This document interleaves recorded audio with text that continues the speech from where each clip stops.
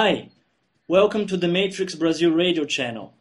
My name is Sergio Matos, and tonight we have a very special guest here with us. Special because it is our first interview guest since the beginning of our channel, which is 2010. And second, because Chico Penteado has very important informations and fascinating stories to share here with us tonight. Briefly, Chico Penteado is a UFO researcher. He has wrote several articles for specialized magazines in the topic here in Brazil. He also appeared in some TV shows, and he wrote the book Speaking with Reptilians, which we will discuss during our interview. And just for the record, if you are Brazilian and wondering why we are recording this interview in English, we are doing so in order to our foreign viewers to be more aware of the UFO events that has been going on here. I do believe it's very important to add different perspectives and different points of views to our foreign viewers so that they can be more aware of the stuff going on, especially from a diverse country like Brazil. Whether it's in the UFO topic, spirituality, awakening, all topics that we discuss in our channel. So if you're Brazilian, don't freak out. We posted the Portuguese version 1 month ago. And by the way, this interview was brilliantly performed by my friend and associate Eric Johnson. And I also would like to apologize in advance for any eventual English mistake or misspelling. As you may be aware, I'm not an English native speaker. But the most important thing here is that you get the message and that you get the point. And I believe that my English is enough for that. So let's carry on now. Welcome, Chico. How are you doing? Hi, Sergio. It's my pleasure to be here. Well, I'm glad we're doing this interview in English because I think it's very necessary. It's because I mean it's a book that might be of interest for people in other countries as well. It's not just a Brazilian topic. Definitely. Chico, well, we're very glad that you accept our invitation. We're very honored to have you here with us tonight. And before we start talking about your book, please give us an introduction about yourself, your background, what Chico Penteado do, how did everything started for you? Well, I'm from Brazil. I was born in São Paulo, Brazil, but I spent a big deal of my life in the Netherlands, in Holland, Amsterdam, from 1991 till 1997. When I came back to Brazil for a series of reasons, I started getting involved with UFO research. I met a small group of people who were doing vigils, night vigils in dark rural areas, farms and things like that. There is plenty of space for that here in Brazil, although not many people do that. And I began having my observations, my encounters of the first kind, you may say, seeing objects here and there. And later on, I started having deeper experiences. And I live in São Paulo. I work as a language teacher, and I don't have many opportunities for doing so, unfortunately. I wish I lived in the countryside where opportunities for this are much better. I can only do that on weekends, unfortunately. In a country such as Brazil, tropical, the sun shines all the time. I mean, it never snows, although it rains a lot. And but I began doing so after I came back from the Netherlands. I got involved in UFO research. I don't want to call myself a ufologist as such, a guy who works for, on that, like, researching so much. I would say that I'm a free researcher. I just observe and have my own experiences. I don't consider myself a specialist that treats other people or stuff like that, Okay. That's how I define myself. Okay, great. No, I believe it's a good briefing for our viewers before we start and getting deep to our topics. And you released the book Speaking with Reptilians in 2010, correct? Yeah. Please tell us what it's all about. It is an autobiography. It starts. I mean, there's a brief introduction about what reptilians are and the main types of aliens. You know, for Brazilians or for people, for readers who don't know much about that differentiation between types of aliens. Later on, I start telling my story. It begins from the beginning. My early days, my early vigils, the nightly observations, my first experience, and so ends up in my abductions, the abductions that happened to me personally. What happened to me, what's my relationship with reptilians and other aliens that appear to me.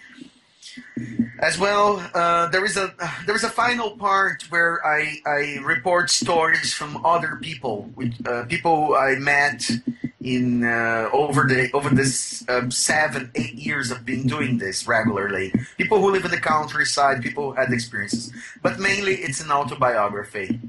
Cool. Mm-hmm. Okay. And tell us about your routine going to the country roads, in the middle of nowhere, waiting for the UFOs to come. How was that for you? Yeah, it usually begins like that. I have 2 or 3 partners who like doing that there in the countryside, and I arrive in the small town of San Pedro. It's in the countryside of São Paulo state, and we meet around 6 p.m. You know, when the sun sets, and we stay. We go to a secluded place, a faraway place, and we stay there till 2 a.m., 1 a.m., eventually till dawn. And we see what happens, you know. Of course, I practice concentration. I'm a Buddhist. I'm a Theravada Buddhist, and therefore I practice meditation. I try to meditate in this day. I'm a vegetarian. I try to concentrate myself. I mean, stay free from any worries, or not to argue with anyone or nothing like that if possible. And then I go for my vigil, and I try to, set my mind on encountering other intelligences, and sometimes it works and sometimes it doesn't. Okay. Mm-hmm. So That's it. you're talking about your diet. So you believe that having a proper diet, like vegetables, organic fruits, these kind of things, enhances the chance to have alien contact. So you believe that these things help you to be in touch with them? Well, not necessarily. There are people who eat meat. They're meat eaters, and they have encounters with aliens. It's not. It's not the thing that if you eat meat, you're never going to see a UFO or anything like that. That's ridiculous. People have seen UFOs. People of all kinds, all walks of life. All right. Being vegetarian is part of my spiritual path. I believe that you cannot talk about kindness or universal love or anything like that if you're a meat eater. I mean, it's ridiculous for me. I believe that it starts by loving the animals, and loving the animals is not just having a pet. Loving the animals means that you try to avoid as much as possible any use of animal. For example, I don't wear leather. I try to avoid products that use animal testing as well. I mean, that's pretty obvious to me. It has more to do with Buddhism. When it talks about having compassion to animals and stuff like that. Mm-hmm. But of course, I believe that aliens appreciate that. Because they are demanding in terms of who they're going to contact. I don't think they contact anyone out of the blue. There must be some requirements for that. Okay. Mm-hmm. Yeah. My personal opinion on this is that the elements that you have, the food that you have, is very important and directly influenciate your vibrations. Yeah, so, definitely. And therefore enhances your chances to be in contact with your higher self. So I believe that a proper diet is very important for you, and mm-hmm.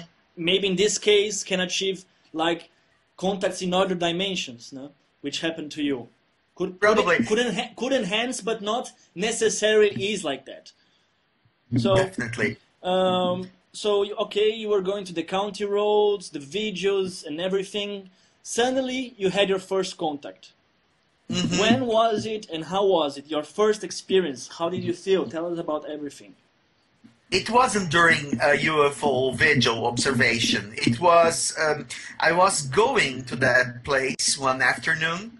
I was in the middle of the road heading for Piracicaba, middle-sized town in the countryside of São Paulo. And above the university, I saw a cigar-shaped UFO. And there was a bus, and the bus broke, and the guy pulled over the bus on the sideways of the road, and then a lot of people got off the bus, and they start pointing at the thing and saying, "Oh, look there! Hey, check this out!" And I was in a car with a friend. I wasn't driving. I was just just observing. And then I saw that the thing was up there. It was like, it was not really cigar-shaped. It was silver. It looked more like a pill. And it was spinning round like that. And at a certain point, it was very quick. It took, like, say, 30 seconds. And it shrank in itself, you know. And then I would say left this dimension. It didn't go away, you know. That was my first UFO observation ever. I was very thrilled, and I said, well, that means that I'm going in the right way. This group of guys, I was going there, are going to lead me the way to contact. I truly believed in that. I thought that is an ominous thing, you know? But I would say that that night nothing happened in the fields where we were doing the UFO video. It simply was a sign, or was I would say a welcome note from them. And from that time on, I had many others. That's how it began. Okay. That's it. Okay, but this abduction, was it conscious, or did you find out after that? It was an abduction. Let me tell you, it was an abduction. It was just a UFO observation. I'm sorry, it was a UFO abduction observation. Came later. 2 years later, it was my first abduction. My first abduction took place in 2006. I think this happened back in 2003. You know, it was not that quick. You know, it's a slow process. You know, I would say that aliens, with me at least, were flirtatious. They were approaching slowly until I got used to observing a UFO and feeling cool about it, not panicking, not getting euphoric. By the time I was watching those things and feeling kind of, okay, that's it, normal, then I went on to deeper experience, more sensorial experiences, like feeling presences in my bedroom and things like that. But that took, say, about 3 years. Okay, my first time was in 2006, I would say. That was my first time. Okay. Okay, Chico. So... yeah. Well, we just went to the abduction topic. So tell us about it. How did everything happen to you? Was it unconscious state? Did you find out after that? Tell us about it. Great. Well, my abduction was very typical. It was semi-conscious. You know, it happened. It was a night where absolutely nothing happened. In that specific night, I didn't see a single flash of light in the fields, and I was disappointed. I had dinner, and I went home, and I was staying in a friend's house, and then I went to bed. I was alone, and I started having strange sensations deep at night, sensations of levitation. But I could not open my eyes, or I could not see anything. I was just having weird feelings.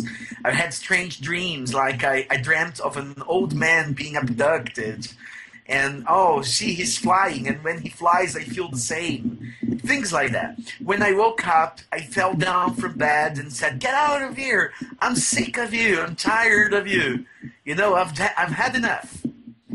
And then when I truly woke up, I said, "Well, something very strange happened here yesterday. I have never behaved like that. You know, usually I have a sound sleep. I sleep well, you know." And then I said, "Well, this must be something." And then I started having, you know, flash memories, you know, like there was somebody here. The guys came through the wall, the bathroom. It was scary. I'm tired. I have a headache. Well, and then I had my first abduction. I went to a hypnosis therapist, a guy, and he did that to me, and then we could uncover the what was going on. There were 3 gray aliens, tall ones, taller guys, not the small ones. They came through the bathroom walls, and one of them was holding a handbag and a suitcase, I would say, and a rod, and this rod had a green dot, and the 2 other guys, they were guards. They were carrying some kind of a gun or some kind of whatever. They were back behind him, behind the doctor, and they paralyzed me as soon as they got in, and they said to me, "Well, I'm a doctor. I'm here for medical exams," he said to me. And I was scared, and he looked at me and said, "Don't be like this. It is ridiculous in your case. You should behave yourself. You being who you are, doing what you do, there is no explanation for panic in your case." Okay. I said, "Oh my God, my God!" And he says, "Shut up." And I said, "No." And then he said, "Okay, so now you're gonna sleep. I'm gonna put you to sleep because you're behaving ridiculously." And then he started, and then afterwards I remember some fragments where they made me levitate 3 feet above my bed. So that was the dream of the old man, because they made it feel like a dream. And he was scanning my body with this rod, you know, which was a medical instrument of some kind. And he said to me, "Well, you're not very healthy. You're not going to live long. Okay. You were fabricated to live shortly, but I will improve your condition so you'll last longer, because you are our mental contact, and we need you alive for a longer period of life. Okay. You know, you're not supposed to die that soon." I have lots of health problems. I have high blood pressure, diabetes, and you name it. Okay. Mm-hmm. That was it. My first time. Interesting. Very interesting, Chico. Mm-hmm. Would you like to know the second, the third, or? Yeah. Okay, Chico. So you had your first UFO abduction, and I don't want to go through all your abductions in details, but let me ask you something right now. What kind of races were you able to meet during your abductions? Yeah. First abduction, the gray aliens. They performed the medical exam. Second time I had kind of Nordics, humanoids, you know, blonde guys. They took psychological tests. They analyzed my personality, and they said that I failed. I wasn't the right person for them. And then 1 year later, I had again an encounter with these humanoids. And to make what they would call the oath. It's another story. It's another passage of the book. And the 2 final times, the 4th and the 5th encounter, was with the reptilians, okay, which are the main topic, the book. Okay. And by the way, the book is called Talking to the Reptilians and not Speaking with Reptilians. So let me make this correction, and I apologize to the viewers. Oh, come on. Okay, so you met the Greys, you met the Nordics and the Reptilians. And I wonder, why do the same aliens races come here? I believe the cosmos is infinite. We have billions of stars, and nevertheless, it is always experienced with Greys, Nordics, Reptilians, and eventually we heard something about the Pleiadians and also the Andromedans. Do you know why is that? Why is it the same race? I believe we have so much race around here. Well, not all aliens that are visiting planet Earth are really involved, with human affairs, human evolution, or they are not interested in mankind at all. So I would say that these guys, the reptilians and the Nordics and the gray aliens, etc., they are interfering much more in what's going on this planet. Could be either for the good or for the bad. They might be promoting evolution, or they might be stealing something. However, they are interfering in this planet more directly. Mm-hmm. So we always see more or less the same guys. That's very funny. There are so many aliens being reported, but many other races are infrequent, Mm-hmm. But reptilians, greys, and Nordics are by far the most commonly reported. There are also insect types, praying mantis types, insect types of aliens. These are also frequent. Mm-hmm. But, something that is too different from that, I wouldn't say Nordics, I would prefer to say humanoids, Mm-hmm. There is a certain variety of humanoids. They are not necessarily blonde and blue-eyed. Mm-hmm. But the humanoids, the reptilians, the greys, and maybe Pleiadians and insects are a little less frequent. And there are others that just appear occasionally. They have been seen just once, mm-hmm. They're not really interfering in this process of whatever is going to happen to us mm-hmm. in the coming years. Mm-hmm. So we can assume that 90% of all the alien races don't give a damn about us, right?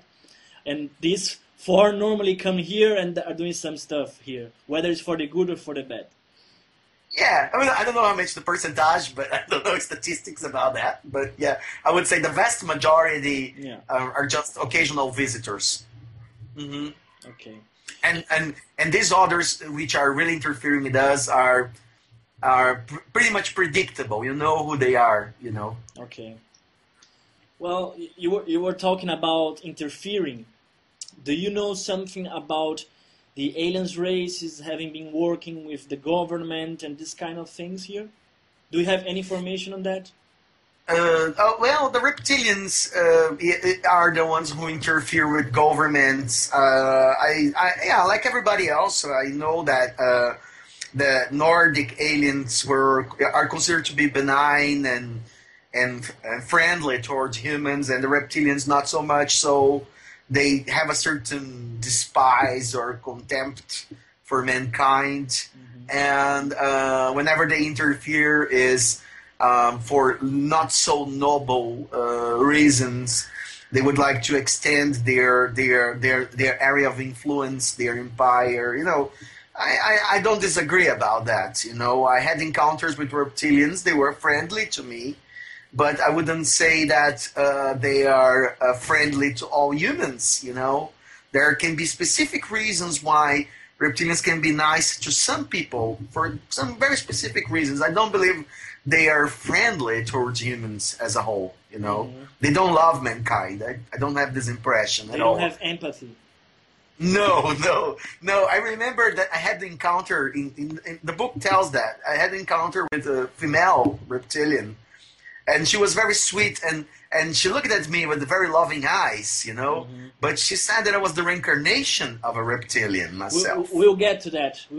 Chico. Yeah. I'm holding this a little bit forward, and I believe that this part of the story is really fascinating, and we are going mm-hmm. through that in details a little bit later. But first, I would like to get to know how did you get the idea that you were abducted? I read in your book that you were into some kind of regressive hypnosis, mm-hmm. and through that you were able to realize that you had alien abductions. How does this regressive hypnosis work?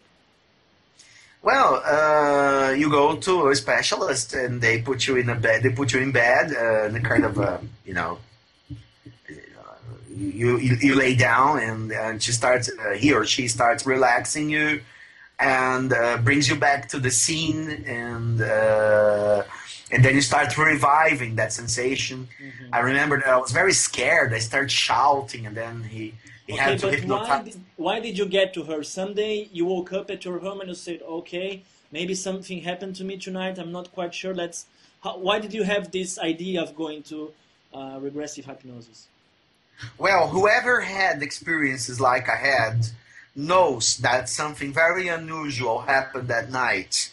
You know, I know there are millions of people around the world who have been abducted.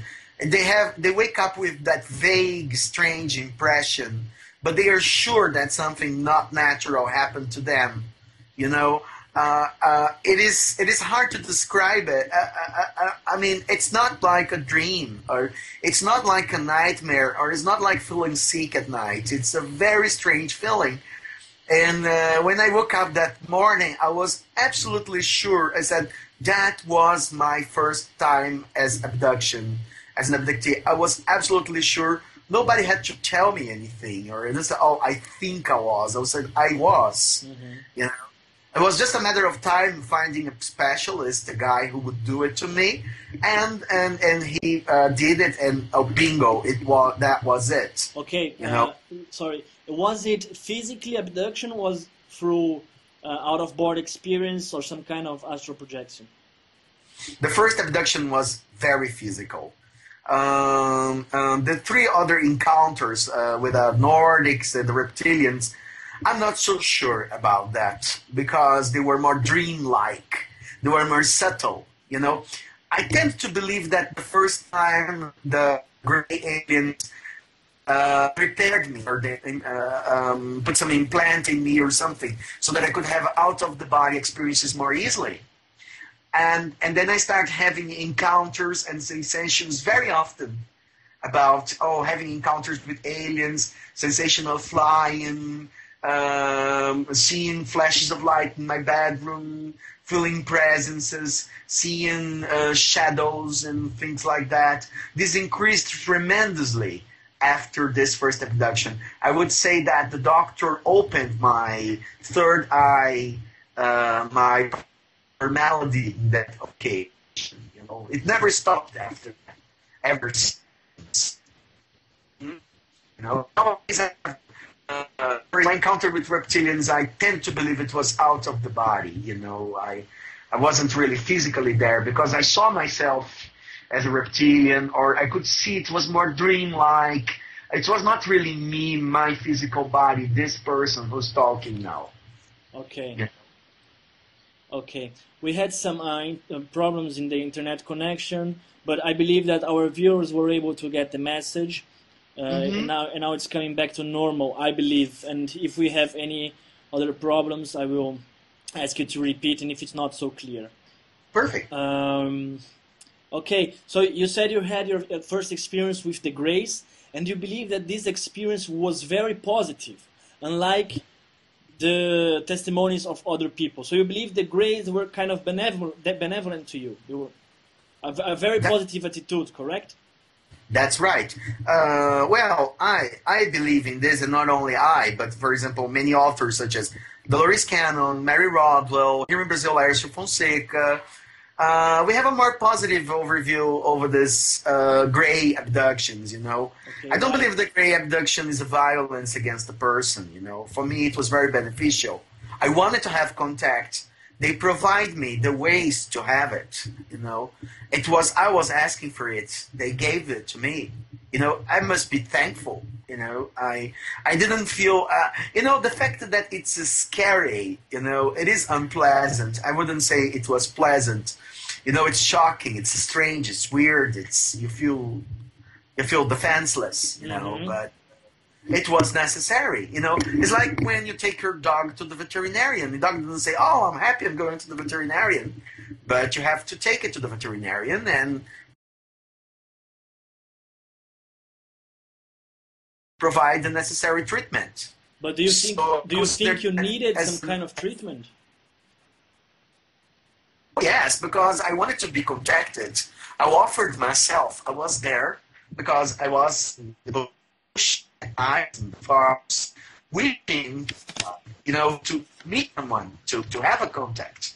And I believe that I was granted this opportunity, you know, or I was, in fact, I would say I was going there, but in fact they were calling me, you know. I thought that was a two-way exchange. They were asking me to go there and going deeper and deeper into this, you know. I believe it was positive, and I don't think that there might be gray alien abductions that are of a very nasty kind. You know, depends a lot on the ship, on the captain of that specific team of aliens. But in my case, they were friendly and benevolent, definitely. Okay. People try to convince me otherwise, but I would always say no. I stick to it. Okay. That it was good. Mm-hmm. Okay, Chico, I am asking you this because most of the people who have any kind of contact with the Greys, they claim that they had negative experience with them. And as far as I understand, the Greys are a race which have lack of emotion and act 100% based on the logic. Yeah. However, in your book, you say the opposite, that they are some kind of miscomprehended race, and they can also play in the good side of the Galactic. Yeah. Well, it's just different opinions, I believe. No? I believe there are two schools about that. For example, But David... sorry. Let me just ask you something.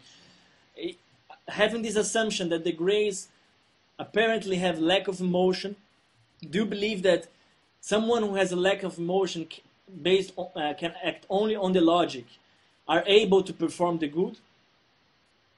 Yeah, well, that's the way they are. They were not emotional to me. They were not friendly. They were not, you know, smiling or hugging or, you know, they cannot do that. And for most people, they will feel cold and, you know, indifferent, and that's a natural feeling. It's not that. I mean, they are very well suited for working on the surface of planet Earth and abducting people. So other races of aliens, such as the reptilians or even humanoids, will send over the Greys to perform the abduction itself. They are very good at doing that. In that sense, they can be neutral. They can be doing this abduction either for the good or for the bad. I mean, they're executing some kind of order, you know. And I would say that the aliens the gray aliens are just very efficient. They are essentially doctors, scientists, and they are robotic. They lack of emotion completely, but that doesn't mean they're evil. You know, people feel bad about them because they are cold and the situation is very scary, so they take it as a negative experience. Later on, a lot of people who had experiences with gray aliens and said, "Oh, it was terrible. I was scared." Say you ask him 4 or 5 years later and say, "Oh, I wish it would happen again." It's funny. I met people like that. Yeah. They said, "Oh, I hope it happens again." The people I have heard about the Greys, what they say is that they come in the middle of the night, they wake you up, they paralyze you, they put stuff on your body, and without your will. Yeah. I don't think I would appreciate that. Yeah, well, I wouldn't say that. I wouldn't say it was pleasant, but in my case, it's different. I was asking for it, you know. It's different. Your yeah. case is different. Yeah. I understand. In my case, yeah. I wouldn't say they hurt me, you know. Yeah. I didn't feel disrespected at all. You know? Okay, Chico. So Chico, tell us about your reptilian experience. You were able. I understand that you were able to learn your past lives, and tell us about your past lives. How did you learn that? And in the sequence, tell us about your reptilians encounters. Yeah, there were basically 2 reptilian encounters. The fourth encounter, you know, a female reptilian. You know, she was grayish. She was not greenish. There were no scales. There was more like an elephant skin and the face of a dinosaur, pretty much. You know, the very long. You know, the eyes were sideways, and it was very funny. We were in a place where there were many art objects of human fabrication. You know, there were art objects. It seemed to be a planet Earth museum, you know. And she got to me. I was seated, and she said to me, "Oh, I'm so sorry for you. I'm so sorry for your present appearance as, you know, human being, which I consider horrendous, regrettable. We're earning for the day that you will return to us. Look at yourself and your real beauty." And then she rose a mirror, and I saw myself as a reptilian. But You know? were you like in a spaceship, in a room? What was it? Underground base. Underground base. It was solid rock, excavated solid rock. I believe it was someplace in this planet, you know, but some hidden underground base. And there were many objects like, you know, vases, Louis XV furniture, and, you know, it seems like I had the clear sensation that they stole those things, and they had the kind of museum. Okay, can you tell us in a little bit more detail how did she look like? The female? Yes. It looked like a brontosaurus, or it was. I saw many pictures of reptilians with flat faces. You know, the one I saw wasn't. It was pretty much like a iguana, or a little smaller than that. But it was like a lizard face. You know, How tall? She had teeth. How tall was she? Tall and strong. But how Yeah, tall? we were. Can you give us an idea? 2-3 meters, 7 feet tall, something? Hard to say. Around 2 meters tall or a little more. A greenish skin and very black eyes. You know, looking like Wacko, you know. And it was. They had small teeth, a big mouth. You know that.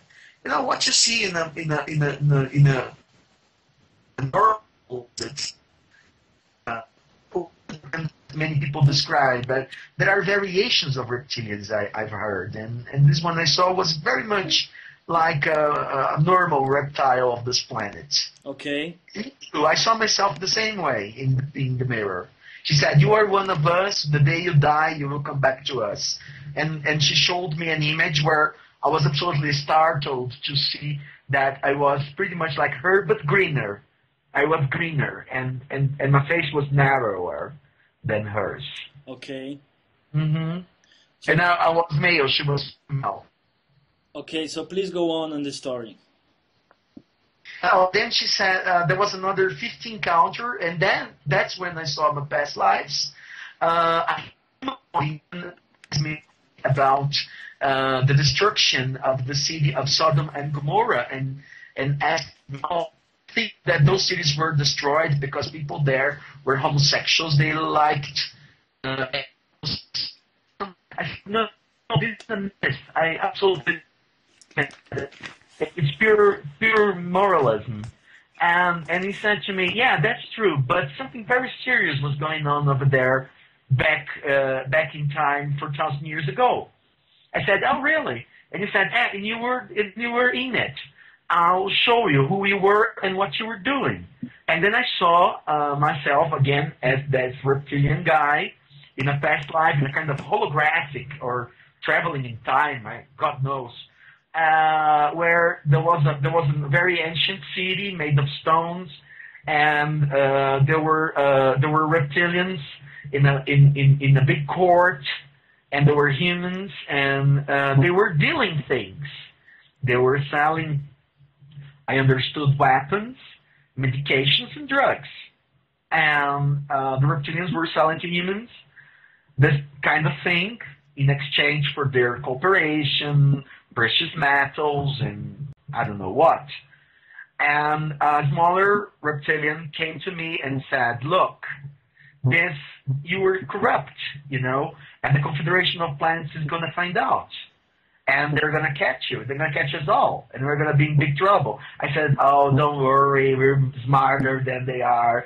We're going to live pretty soon. Don't worry. And then I saw there was a spaceship from the Confederation of Planets, which was the enemy, and we were pirates, and they started killing everyone.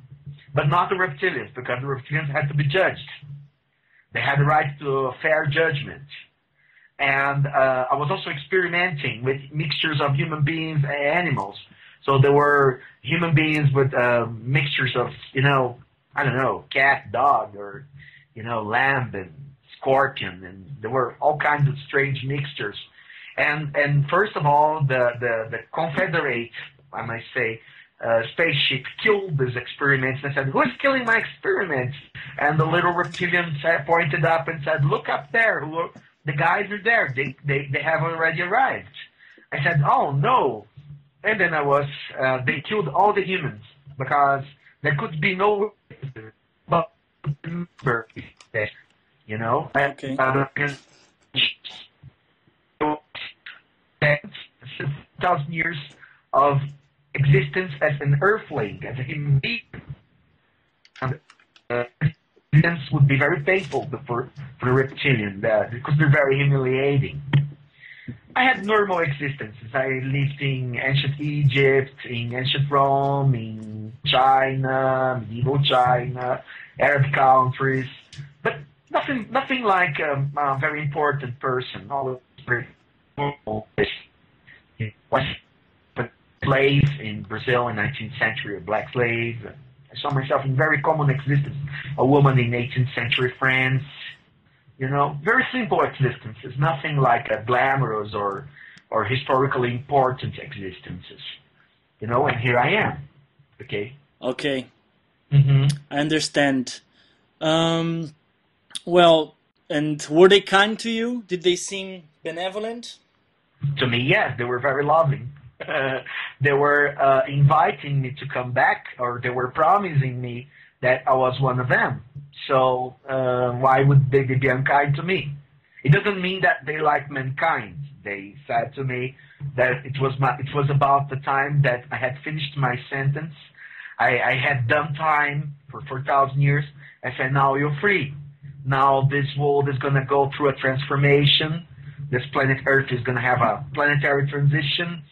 And criminals like you are going to be released and sent back to the planet of origin. That's what's going to happen to people like you. They're not going to stay on Earth. They're going to go back to whatever planet they came from. You know, but it was a specific situation for me and for others who are in a similar situation as me. Okay. Okay, Chico. Well, and can you tell us, please, if you have this information, where do they exactly come from? And some experts like Alex Collier and David Icke, they claim that they are from Alpha Draco. And some say that they are even on underground bases here on Earth. What is your stand on it? Well, they have bases everywhere, on planet Earth and on other planets as well. Yeah, but originally, do you know where they come from? Well, the ones I saw claim to have come from Orion. The Orion belt, you know. But I met them in an underground base on planet Earth. You know, now I never been to the planet of origin, and I have no clue of how they live there, or if they live in big cities, or you know, they didn't show me, didn't explain me much about their social system. I understand it is tyrannical. You know, I understood that it's not a very democratic society and hierarchical. I could sense that.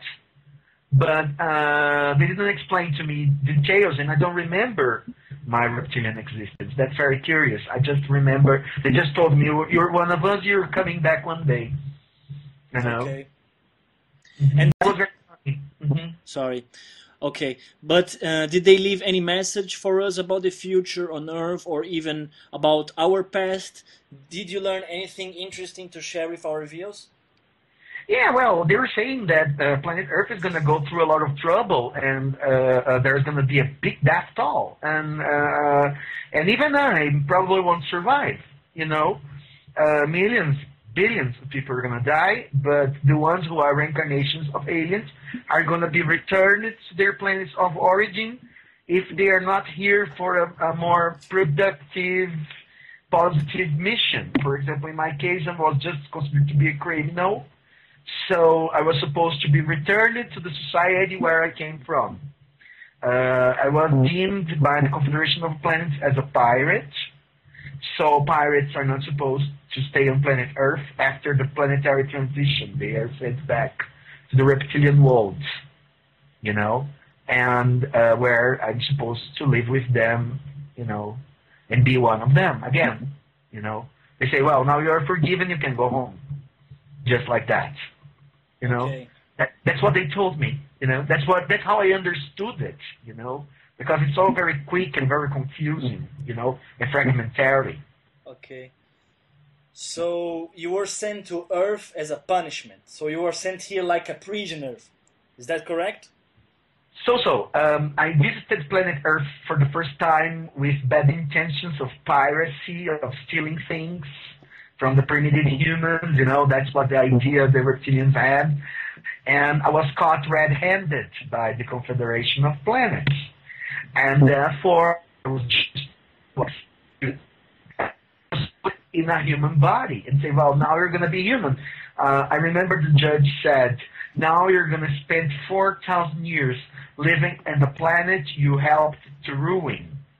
You know, you say you're going to stay here and suffer as human beings suffer, you know, without the technology and the knowledge a reptilian normally has, the life of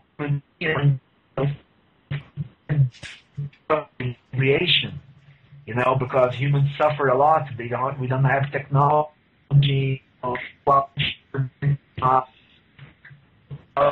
They live very shortly. They are prone to disease. The human shape is unpleasant for reptilians. It's ugly, you know. And said, "Oh my God, what a form of existence is that?" It said, "Yes, you're going to have it now, you know, for a long, long time." So I do apologize to our viewers. We are having some internet connections problems here that are out of our power. But in order to continue the interview, we took off our cameras and giving priority to the sound. And the most important thing is that you understand what Chico is saying right now.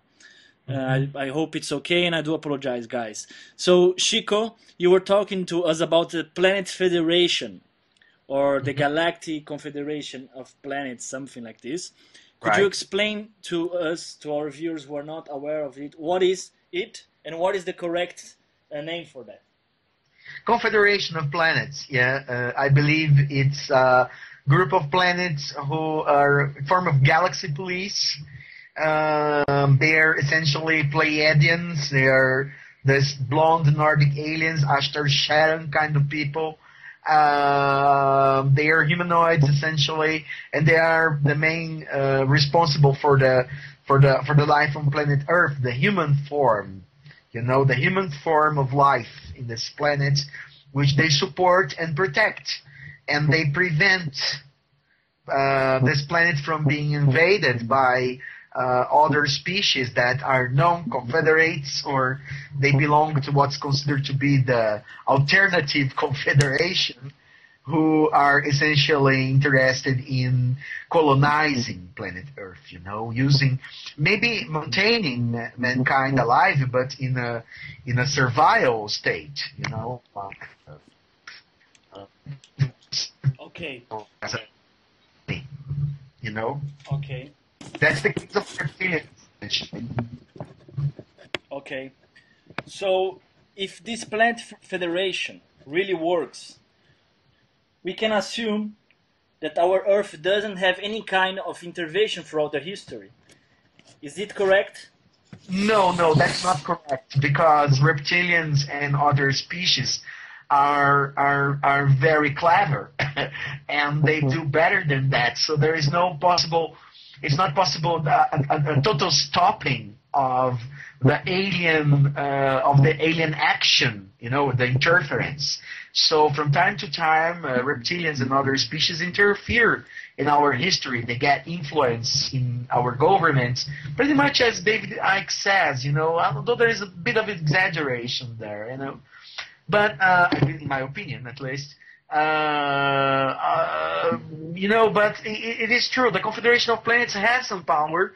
There is a truce between Confederation of Planets and non-confederate species. You know, they have a diplomatic discussion, dialogue between them, from concerning what they can do and what they cannot do. They are equal they are equally strong. It is impossible to overthrow one another. You know, they have to coexist because they have more or less the same technology and the same knowledge. So you cannot eliminate the reptilians altogether, and vice versa. The reptilians cannot eliminate the Confederation of Planets. They must make deals. You know, they must get to a certain point of agreement. So from time to time, you know, reptilians steal on other species, steal water, minerals, people, biological material, you name it. You know, it's impossible to stop it. So the Planet Federation is not as efficient as we think it is. It is efficient. It is efficient enough that human beings in general think they are alone in the universe. That's what the Confederation of Planets wants them to be. You know, they wanted to develop alone, not to be a colony from somebody else. They are very efficient in that sense, but they're not perfect. Okay. No. Okay. Well, if you allow me, Chico, I would like to give a personal thought on this. Yes. I really don't know what it is. I just feel it, and I can't prove it. But I do tell you, and I do believe there's something pulling the strings behind the curtains here. I think it's something that is not human. And I have also personally myself saw some incredible things in my life which were not good. And I have the feeling that we are being constantly manipulated and led to a world the way it is. I hate to blame bad things on other people, but I do believe, and I also do believe that we are responsible for ourselves.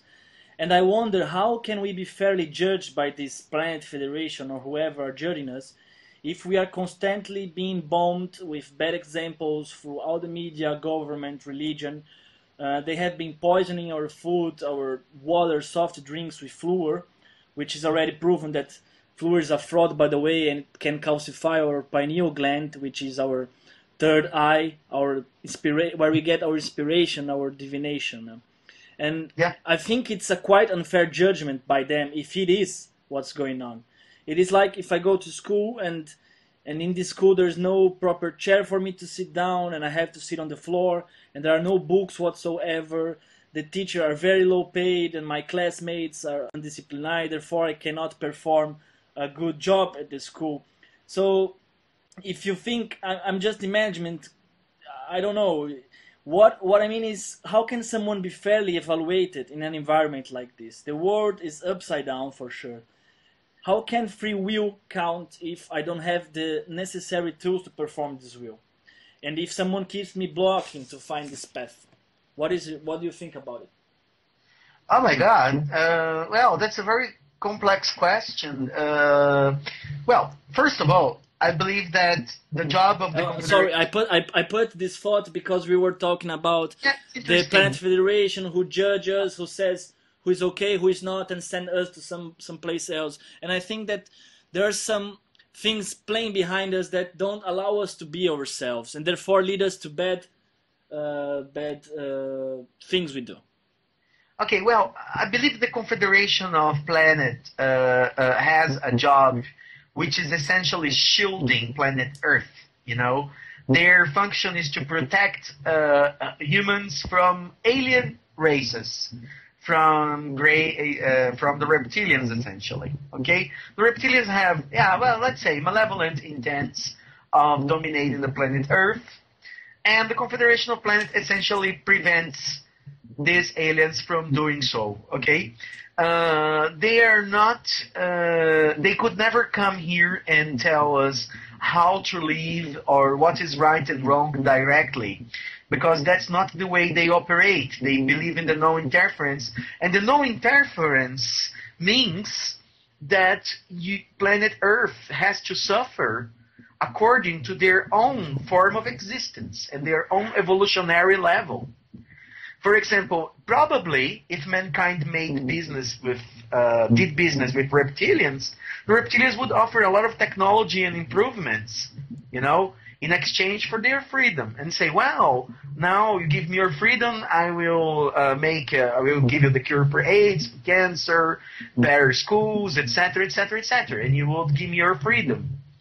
You know, and that's exactly what the Confederation of Planets doesn't want it to happen. It wants mankind to evolve naturally in its own way, and this way is painful. You know, I mean, being human is I mean, we are thousands of years behind these other societies. You know, so it's not easy to be human. It's not pleasant to live on planet Earth. You know, and they know that, but I don't believe that they are really judging us, or they don't judge us for good or for bad. They think mankind should be kept as it is, progressing naturally, with as little influence as possible. That's all. That's their job. Okay. The rest is for us, or for mankind. Absolutely. Mm-hmm. And let's go back a little bit to our book. And beside your personal abductions, I saw that you have several reports of other people who were contacted. Yep. Please pick one contact that was not your and describe in details that you think it's interesting to share. Oh yeah, there are interesting cases. There is a guy who is from Hungarian origin, and he was abducted by Nordic aliens. And these Nordic aliens, blondes, and they were very, you know, took him to a place, kind of a village in some other planets. I don't understand very well. It seemed to be an artificial place, like a spaceship or something. And they never talked to him. They were not nice to him. And the women, he was very attracted to the women. They were very seductive. And one of the girls looked at him and made him think that she was having a sexual arousal, that she was sexually interested in him, grabbed his hand and said, well, come with me, and then threw him in a dark room all alone. And it was a very strange behavior, you know. This is a very strange case I found and then I called this in my book, the Nordics are not always that nice, you know, like, it's a very curious thing, so to say, because you have to understand that aliens have a very different logic. So what's right and wrong for them will always sound very strange to us. We don't really understand how they behave. You know, they don't understand their motivations completely, you know. And that was a very curious case that really puzzled me. I still try to understand why this happened, you know. There are very strange cases I found there during my 7 years of research, 8 years of research now, you know. I just put them in the book. And I leave to each person the opportunity for judging it, you know, say, well, this is plausible, this is just wacky, or, you know, Okay. Okay, Chico. Let's talk about disclosure now. I have heard some specialists, including Stuart Sverdlow and David Wilcock, saying that the aliens, they're not happy at all with the governments, and they are still hiding because the governments are hiding from us the alien presence here. It is believed that several governments have been working with different species of alien, and they are being forced to reveal to the public the truth. But of course, in the name of power and control, the government don't want to do that. For if they do it, they are assuming their weakness in front of the public. Yeah. So what is, if you know, if you have any information, what is the alien position on this? Is there any kind of deal that you know to come up with a disclosure soon? Well, I don't believe in disclosure that soon because these governments will try hard to maintain that, and I don't believe that they are gonna permit this disclosure. The aliens are very disappointed with mankind. You know, this attitude is very mediocre of holding back. You know, the fact that aliens are here, they have been doing this for decades now. And I have the impression that things are getting even worse. You know, like there's more stupid entertaining everywhere, trying to keep people unaware of this alien presence, and people start, you know, people make fun. You know, ordinary people make fun of this.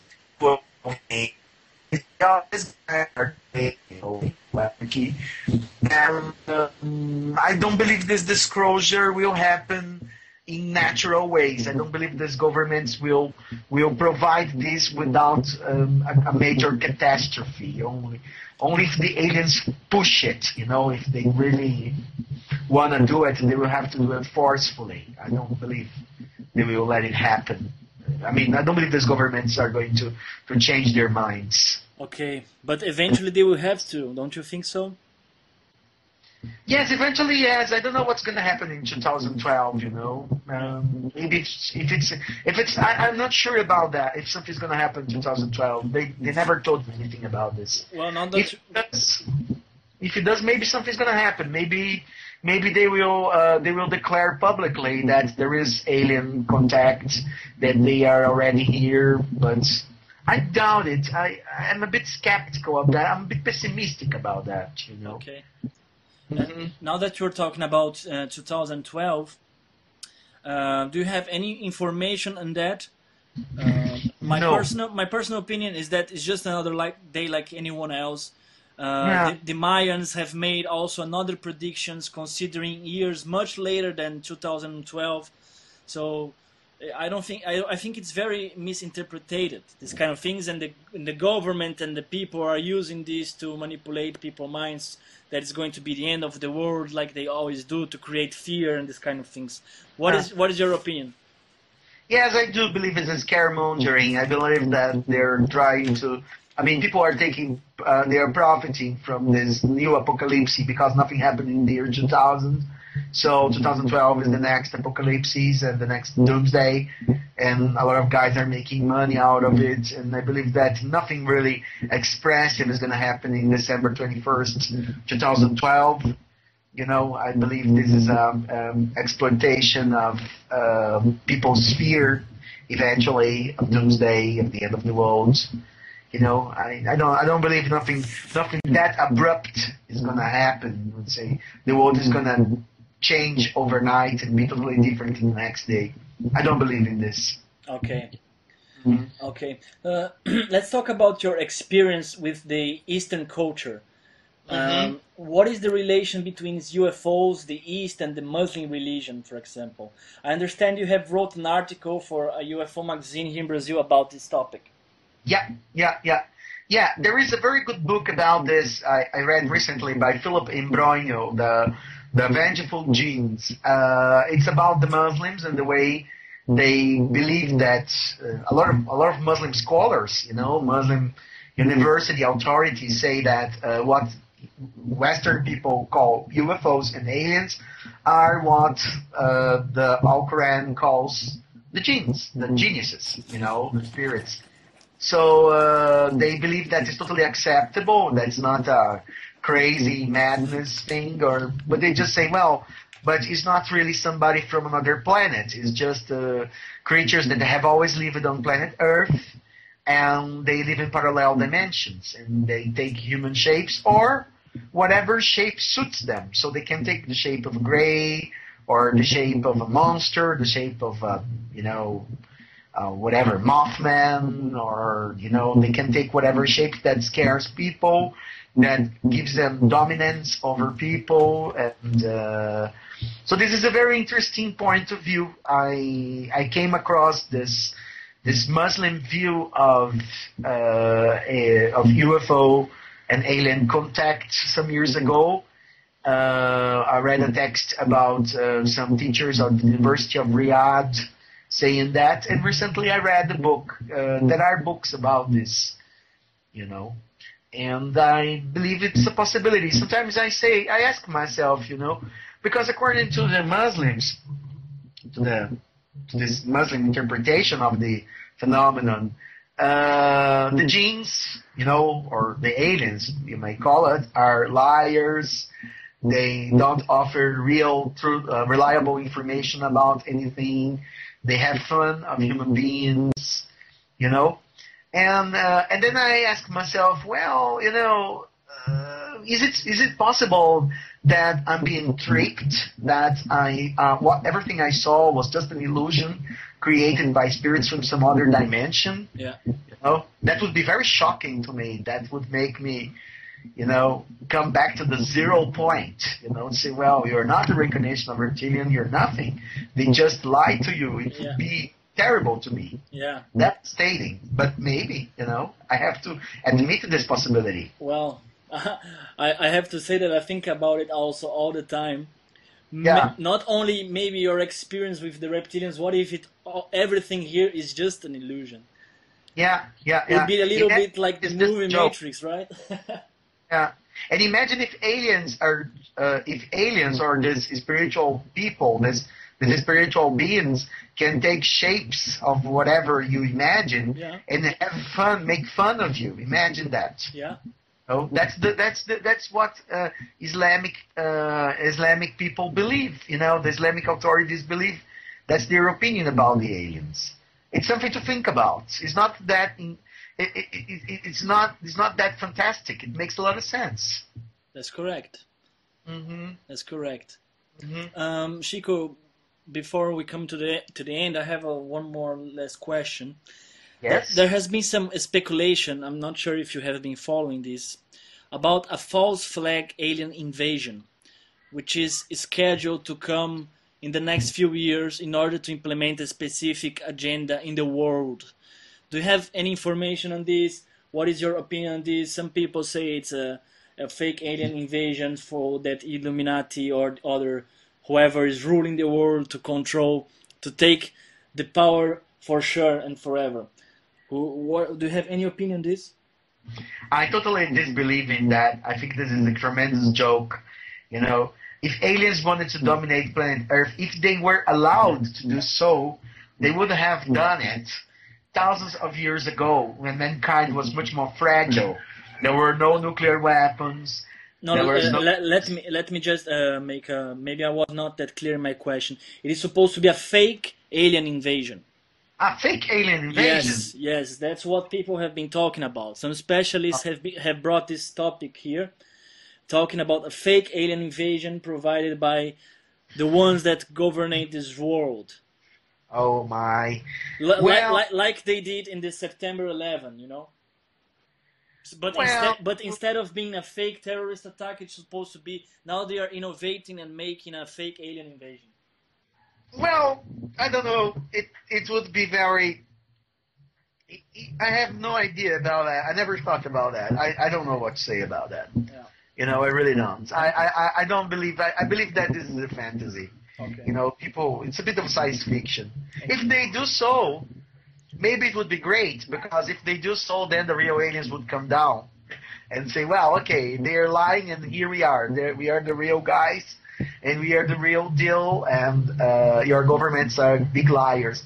They push us to that limit of coming here and telling you that. Okay. I believe in this. Do you remember the movie, the name of the movie that Tom Cruise did, The Aliens Invaded Earth? The Day After Tomorrow, what is the name? The Day the Earth Stood Still. Okay, so the movie is kind of based on a true story. Maybe in the 50s, someone announced at the radio that we were being invaded. Yes, I know that. So Yeah. I'm not sure if it is so fantasy and so science fiction. They have proved they can do it very well. Yeah, but what for? You know, what's the purpose of that? Let's see. Yeah, I don't know what's the advantage of doing that. You know? Well, for sure.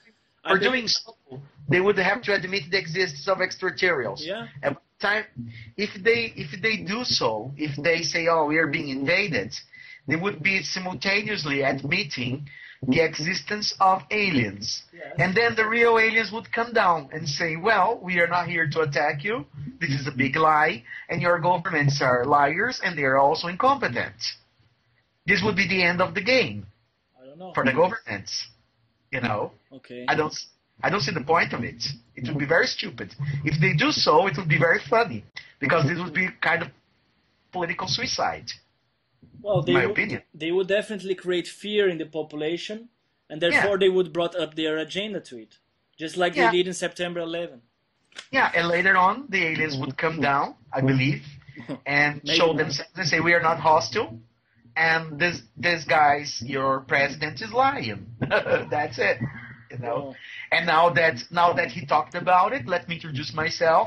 My name is Captain blah blah blah blah from planet blah blah blah blah, and don't believe your government. Well, It will be the end. I don't think they would come, because they had many chances to come here and reveal themselves and say that they're not bad, because since the beginning of movies and arts, all these kind of things, they always picture the aliens as bad. So they could have took these other opportunities to come here and show up. I don't think they would show again. But like I said, it's just a speculation on what specialists have been said. Yeah. So, Chico, we are coming now to the end of our chat. And how can our viewers, our foreign viewers at this time, be able to contact you? Do you have an email, a blog, or something? My name is Chico Penteado, Chico Penteado, Penteado, at yahoo.com.br for Brazil. You can contact me at this email address. You might find my book at Amazon Kindle version, Talking to the Reptilians, by Chico, Chico Penteado, Penteado. Or also, if you want the physical book, this English translation is available at Lulu, Lulu.com. Okay? Talking to the Reptilians in physical version, or the Kindle version at Amazon. Okay. Well, I have read your book and I found it extremely interesting. You brought very, very good information for us. And our foreign viewers who are used to read to other UFO researchers, I would like to suggest to give a little bit, some chances to people from other countries to bring their material, to bring their informations, go out a little bit of the bubble, because the events and the scenes are always focused on USA mostly and some of Europe. So I would like to suggest that to our viewers, and we really appreciate your time here with us. I hope you, Chico, and our foreign viewers have enjoyed. So if you are one of our viewers and used to see our documentaries, our reports in the most varied topics, excuse me, you may now also expect more interviewers with other interesting guests on important topics in the near future. So thank you, guys. If you have any comments, suggestions, please don't hesitate to post. Thank you very much and farewell. Goodbye, Chico. Thank you very much, Sergio. Bye. Have a nice day. Thank you. Bye-bye. Bye.